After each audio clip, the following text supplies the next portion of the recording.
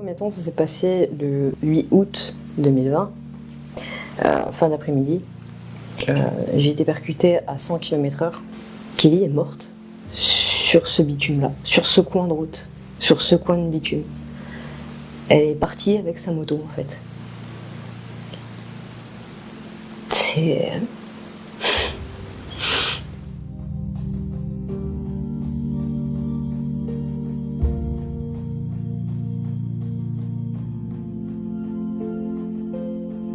Bonsoir.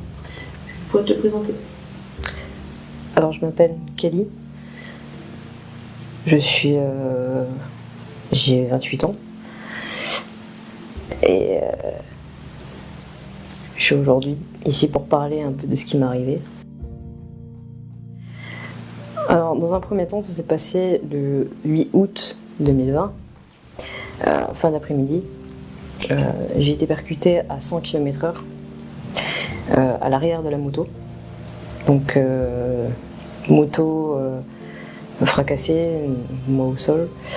La personne qui était avec moi a bien fait son boulot, heureusement.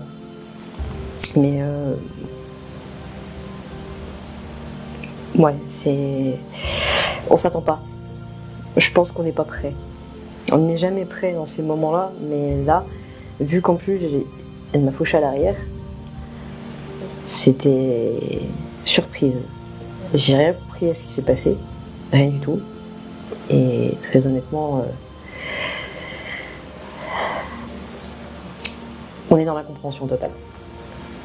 C'est une incompréhension vraiment totale. Et ce qui s'est passé, c'est que je me suis retrouvée au sol, j'ai rien compris. Dans un premier temps, elle a pris la fuite. Donc, jeune ou pas, je pense qu'on a tous des responsabilités. À partir du moment qu'on crée un accident, on prend ses responsabilités, fautif ou pas. On essaye d'aider la personne qu'on a blessée, mais elle, non. C'est l'ami qui est en train de rouler avec moi qui lui a couru derrière sur presque 2 km pour lui faire entendre raison de revenir sur les lieux de l'accident.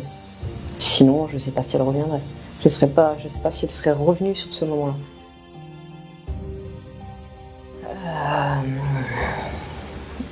Le temps s'arrête. Le temps est suspendu. Pendant un moment, on se dit, il s'est passé quoi? De la fraction de seconde où la moto a vrillé, où j'ai senti le choc me percuter au sol, ça a été très long. En fait, ça a duré 2 secondes pour les témoins, mais pour moi, ça a duré une éternité. Le temps s'est arrêté. Je pensais qu'à une chose, c'était me relever, frapper la personne, parce que je voulais comprendre ce qui s'était passé. Comprendre déjà dans un premier temps, dire mais qu'est-ce qui s'est passé? J'étais dans l'incompréhension totale. Et à ce moment-là, quand j'étais au sol, que j'ai enlevé ma jugulaire du casque, que j'ai levé la tête, j'étais sur le dos, que j'ai vu l'état de mes bras, j'ai regardé l'état de mes bras, et là j'ai levé la tête pour me relever et j'ai vu l'état de ma moto. Et je pense que c'est là que j'ai compris. C'est à ce moment précis que j'ai compris que là, ça n'arrive pas qu'aux autres. Pourtant, on me tarde à 200% sur la route, toujours à mettre les clignotants, toujours à faire très attention, toujours... Ça m'est arrivé. Mon accident a été un sketch, en fait. Pour vraiment être honnête, ça a été un sketch à certains moments. C'est-à-dire que les personnes que je remercierais vraiment, ce seraient les personnes qui ont intervenu tout de suite. Du moment où je me suis crashée, où elle m'a tapé, que je me suis retrouvée au sol, que j'ai commencé à hurler plein poumon, j'ai vu 4 jeunes femmes arriver 10 secondes plus tard, parce que je voulais me relever. La seule chose en fait qu'on nous dit à ce moment-là, c'est je veux me relever. Mais non, j'ai 4 anges gardiens qui sont arrivés, qui m'ont dit vous bougez pas. C'est vraiment les seules personnes que je remercierai à ce moment-là. Que ce soit les pompiers ou police, ils ont fait leur taf. Mais il y a eu des soucis. des soucis qui se sont passés sur l'accident, que franchement c'est vraiment pas professionnel du tout. J'ai nullement peur de le dire, c'est vraiment pas professionnel. Perdre les papiers d'un véhicule au niveau de la gendarmerie, arriver au niveau des pompiers, taper dans la jambe alors qu'on ne savait pas ce que j'avais, c'est pas professionnel pour moi. Du tout. Mais les gens qui ont intervenu sur place, oui. Des civils en vacances qui ont fait plus de taf que les pompiers et la gendarmerie, eux-mêmes réunis. Ça, c'est ce que j'appelle des sauveurs. Du moment où j'étais transportée à l'hôpital, quand je suis arrivée aux urgences, je dirais pas où, vu qu'année 2020, ça résume un peu aussi Covid, ils m'ont gardé 4 heures. Et c'est limite, vous sortez. Vous avez rien de grave, donc vous sortez. Ça a été très rapide. Ils m'ont donné quelques médocs pour la douleur. J'étais fracassée. Autant physiquement, mentalement, je commençais à comprendre ce qui s'était passé parce que on est dans le flou en général. Hein. Et quand mon ami est venu me chercher, je suis rentrée à l'hôpital à 22h. Je suis ressortie à 1h, 2h du matin. Ça a été très rapide. Très très rapide. Ils ont fait 2-3 check-up, ils n'ont rien trouvé. Les blessures ont apparu après. Même les morceaux de plastique, ils ont fait surface après. Alors que normalement, ils auraient dû trouver ça tout de suite. La suite, c'est que je commençais, quand je suis rentrée chez moi le soir même, enfin la nuit même, j'étais fracassée. J'avais l'impression qu'on m'avait un train de chaque côté et qu'on m'avait écrasée. J'étais physiquement éclatée. Je crois que c'est le mot éclatée. Je marchais, c'est limite s'il fallait pas me porter tellement j'avais plus de force. Mentalement, j'avais du mal à me dire j'ai eu un accident. Jamais. Je voulais pas me l'avouer en fait. Sur le moment, je voulais pas me l'avouer vraiment. Après, ce qui s'est passé, c'est que je commençais à avoir des douleurs au dos. Je commençais à avoir des douleurs au niveau de la nuque. J'ai commencé à avoir des douleurs très très aiguës au niveau de la jambe. Et effectivement, j'avais comme une espèce de brûlure au niveau de la jambe, du mollet. Et au fur et à mesure, les vraies blessures sont sorties. C'est-à-dire que le dos a pris, la jambe. Je me suis fait opérer 1 mois et demi, 2 mois après, parce que j'avais un morceau de plastique qui était logé dans le mollet, ce qui m'a d'ailleurs valu une grosse opération, une grosse intervention chirurgicale. Et avoir un accident ne veut pas dire avoir les grosses blessures de suite. Il faut voir un suivi après. Et c'est le après qui est le plus dur en fait. L'instant T, c'est dur, mais l'après, c'est encore pire. Parce qu'on se dit on est guéri, ça va, on va s'en remettre. Non, faux. Chez certains, comme moi, ça a apparu après.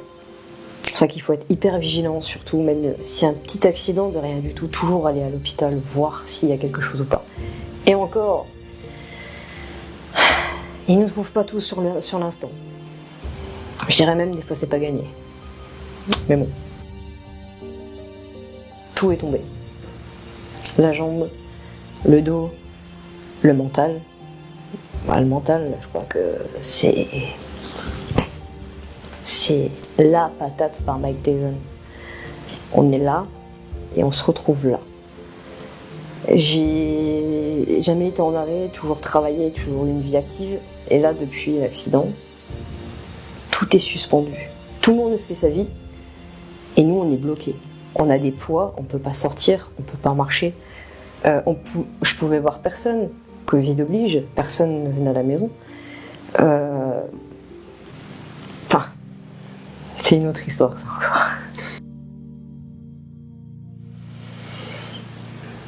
L'impact, en fait, c'est que cette personne a brisé ma vie. Tout simplement. Elle l'a brisée juste parce que elle a voulu doubler. Juste parce qu'elle était pressée. Cette personne, elle a brisé ma vie. Ce n'est pas drôle d'avoir des accidents, loin de là. J'avais des rêves avant tout ça. je devais rentrer dans le régiment du génie de l'armée de terre. Avec tout ça, je peux plus. Je m'étais entraînée pendant 6 mois pour passer ces tests sportifs militaires. Je peux pas. Je peux plus. À cause de cette personne. Elle m'a tout enlevé. Je suis obligée de tout recommencer. J'ai perdu des amis, j'ai perdu des gens, j'ai perdu plein de choses. Mon travail aussi. Parce que dans un sens, je l'ai perdu. Elle m'a tout enlevé. L'impact, c'est qu'elle a ruiné toute ma vie. Je suis passée de quelqu'un de très active à légume. Enlever à un oiseau ses ailes, je vous assure, l'oiseau va devenir fou. C'est ce qui s'est passé limite avec moi. Kelly est morte le jour-là.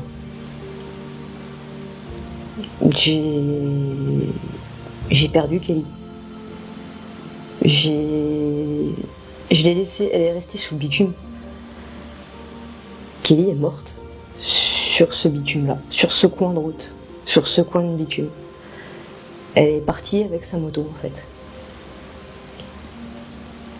C'est...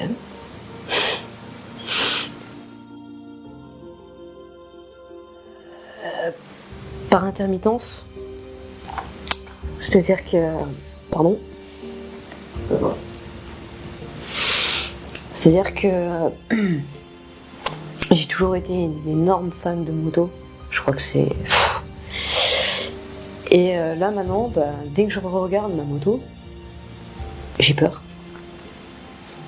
Un sentiment que je connaissais absolument pas avant. Avant, quand je voyais ma moto, j'étais toute excitée, j'étais toute dingue, j'étais toute une petite fille en fait, le jour de Noël devant ses cadeaux. Là maintenant, c'est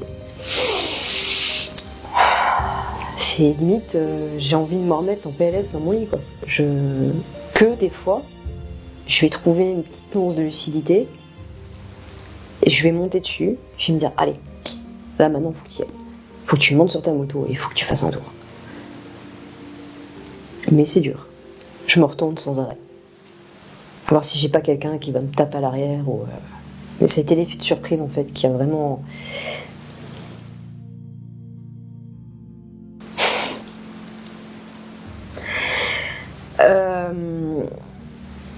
J'ai envie de dire, j'ai trouvé l'inverse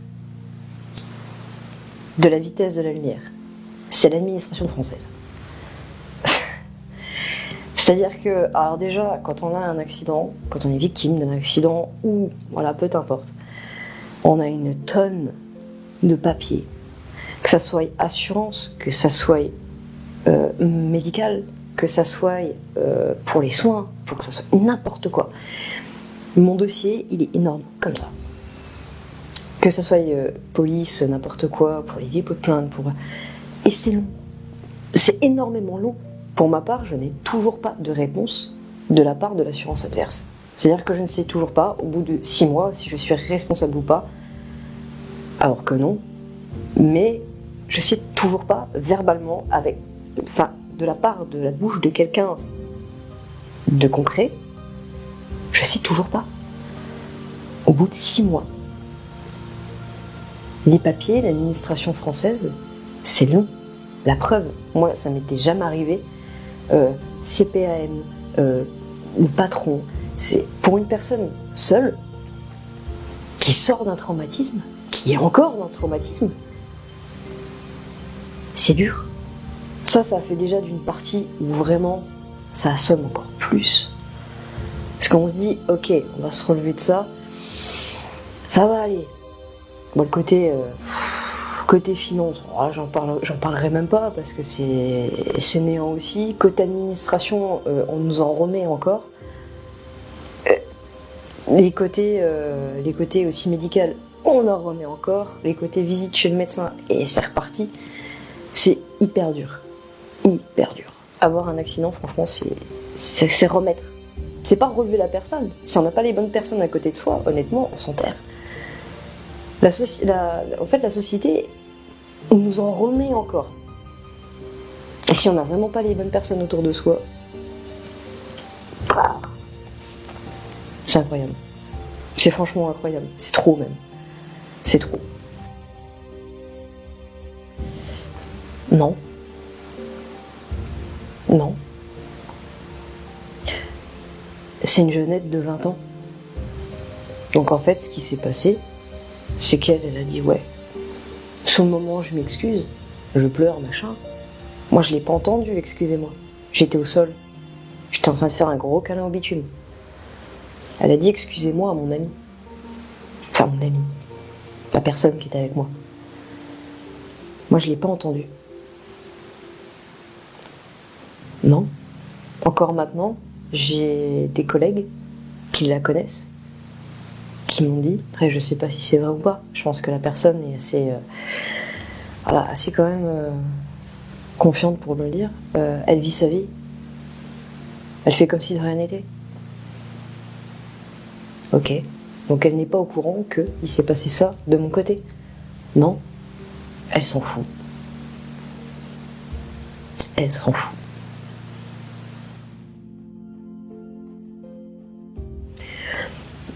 Mon ressenti, c'est que dans cette épreuve-là,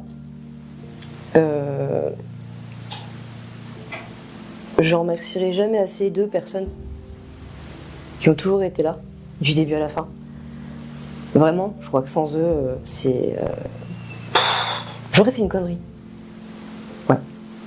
Je le dis franchement, j'aurais fait une connerie. Parce que quand on se retrouve dans des situations-là, on a nos démons, tous nos démons qui reviennent. Parce que le plus dur aussi, c'est la solitude. Pendant 6 mois, là, je vais rentrer dans le 7e, parce que j'y suis toujours. Je me soigne physiquement, comme aussi psychologiquement, à cause de cet accident. Mais si ces deux personnes-là n'auraient pas été là, je serais pas là pour en parler. Clairement. Niveau les autres, des personnes m'ont lâché, alors que c'était des bons amis. Toujours se méfier des bons amis. Hein. La famille, on va pas en parler, ils méritent même pas qu'on en parle. Mais les deux personnes-là, des anges gardiens. On peut les appeler des anges gardiens. Après, pour ce qui est de la route, c'est pas un jeu. C'est pas un circuit. Les téléphones, trop de gens, des fois, je les vois encore avec les téléphones. Les gens ne comprendront pas jusqu'à l'instant T, je pense. Leur faire la morale ne servira à rien.